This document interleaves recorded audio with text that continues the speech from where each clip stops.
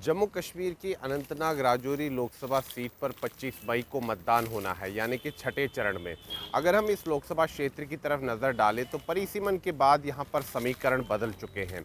दरअसल अनंतनाग लोकसभा सीट जो है, इसमें अब जम्मू संभाग का पुंछ ज़िला जो है पूरा जोड़ दिया गया है और राजौरी ज़िले का ज़्यादातर क्षेत्र जोड़ दिया गया है। इससे कहीं ना कहीं इस लोकसभा क्षेत्र का समीकरण इस बार बदल चुका है।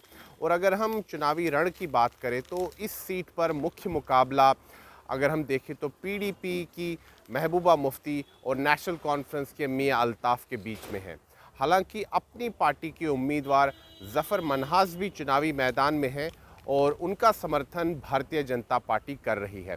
दरअसल बीजेपी ने अपना उम्मीदवार इस सीट पर नहीं उतारा है और बीजेपी अपनी पार्टी के उम्मीदवार ज़फ़र मनहास का ही समर्थन कर रही है।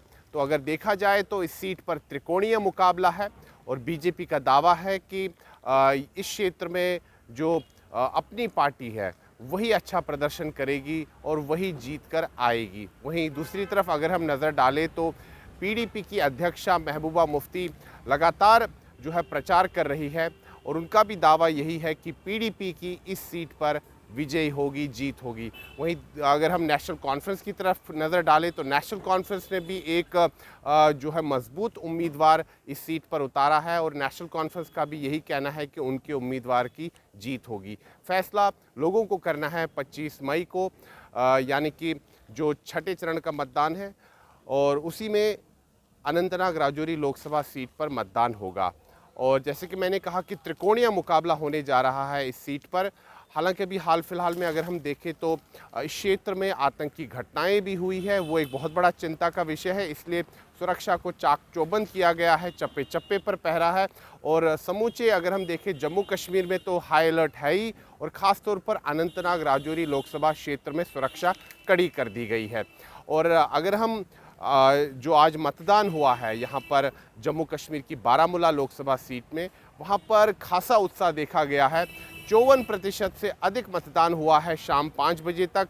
ये आंकड़ा जो है बढ़ सकता है क्योंकि अभी भी डेटा जो है उसको कंपाइल किया जा रहा है।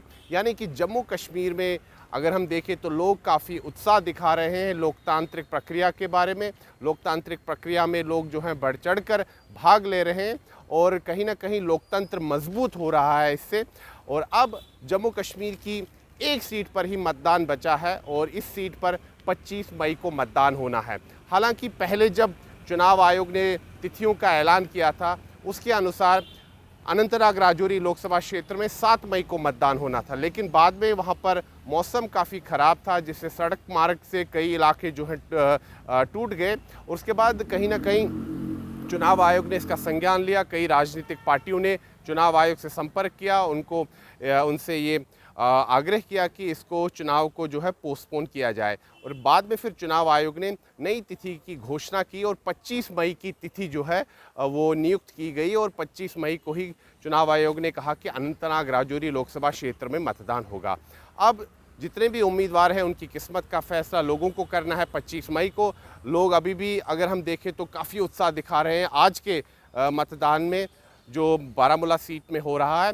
और 5 बजे तक जो डेटा आया है उसके अनुसार 54% से अधिक मतदान हुआ है। अभी भी कुछ समय शेष है और अभी भी कुछ समय जो है शेष है और लोग आ रहे हैं मतदान केंद्रों पर। वहीं कश्मीरी पंडित समुदाय के जो लोग हैं जो विस्थापित हैं 1990 से, उनके लिए चुनाव आयोग ने विशेष मतदान केंद्र बनाए हैं जम्मू में, दिल्ली में और उधमपुर में। जम्मू में 21 ऐसे मतदान केंद्र है, दिल्ली में 4 है, उधमपुर में 1 है। और आज भी वहां पर खासा उत्साह देखा गया। कश्मीरी पंडित समुदाय के लोग भारी संख्या में अपने मताधिकार का प्रयोग करने आए।